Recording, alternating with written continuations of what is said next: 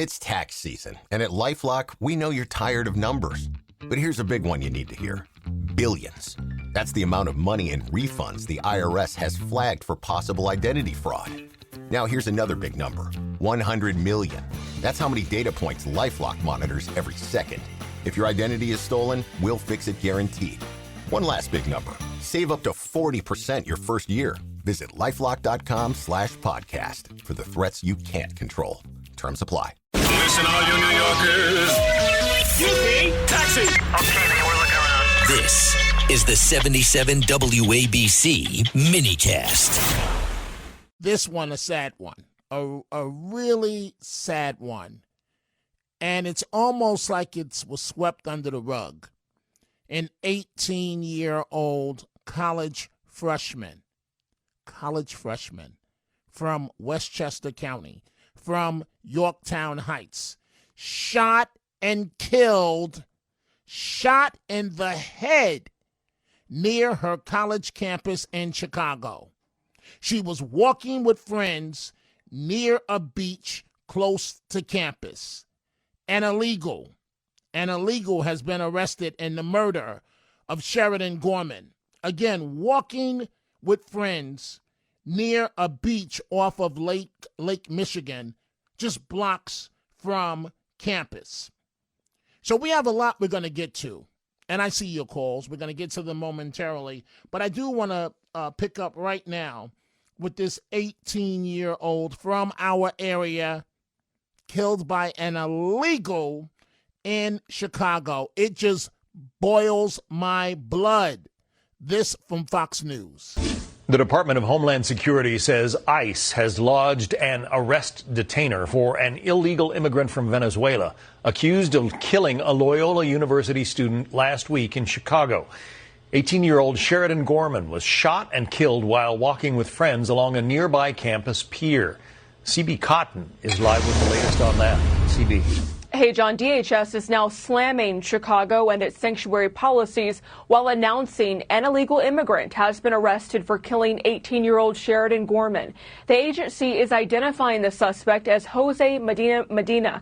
DHS says he's in the country illegally from Venezuela, and agents shared this timeline, saying that in May 2023, he was apprehended by U.S. Border Patrol and released into the country under the Biden administration.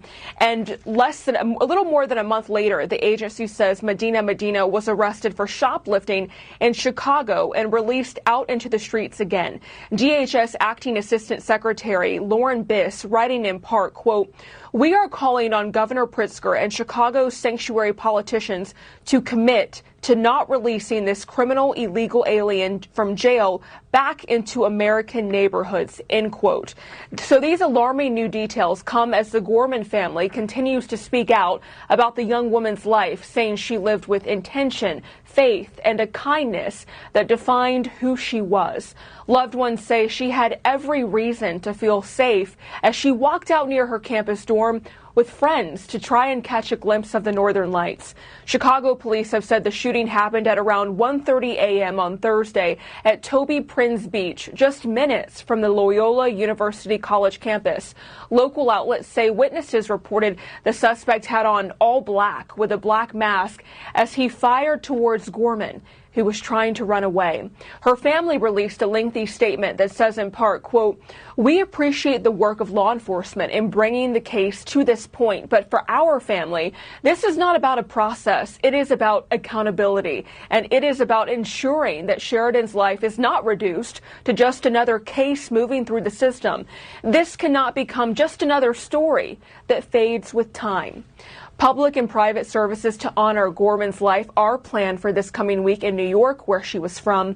She was studying business in Chicago and only a few months away from finishing her freshman year. John. What a sad. So March is almost gone. April, May, you're done with the semester. She would have been back home from Chicago, back in Westchester County with her family. And this is why I say, when it comes to illegals, get out. I don't understand why this is being tolerated. 9 out of 10 of these people don't have the same standards of life that we have. They think that women are possession for sex, to be raped. They want taxpayers to pay for everything. And they spray areas sometimes with bullets. And on this occasion, and if you're dressed in all black, you're up to no good. You're not even supposed to be here. And you don't respect the rules of the country. You don't respect the norm. Whatever behaviors you brought from Venezuela, leave it in Venezuela. This is not there. I don't understand why all of this is tolerated. You would think after Laken Riley, and President Trump did shut it down, but you would think that this would stop. How many Laken Rileys does there have to be? Laken Riley, the, I think, 19-year-old nursing student in Georgia, what was her crime? She wanted to go out for a jog. And she crossed paths with some savage that wanted to have sex. That was her crime. How many Laken Rileys do we have to have? This young lady from our area goes to college in Chicago. Can you imagine her parents? They will never, ever be the same again. They will try, but they will never, ever be the same. Your 18-year-old baby who you just shipped off to college catches a bullet in the head from an illegal.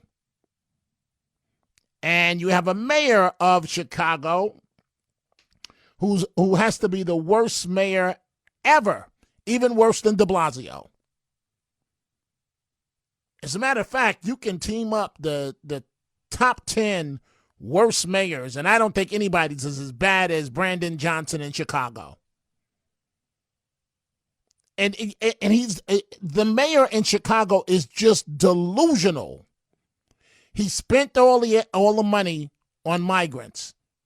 Thus, Chicago had a shortfall when it came to their education system. And you want more. Trump wanted the National Guard to come into Chicago. Think about this, folks. Perhaps if the National Guard was there, this 18-year-old young lady, Sheridan Gorman, might be alive right now. But no. Brandon Johnson wants his sanctuary city. How would you feel, Mr. Mayor, God forbid, if it was your 18-year-old daughter?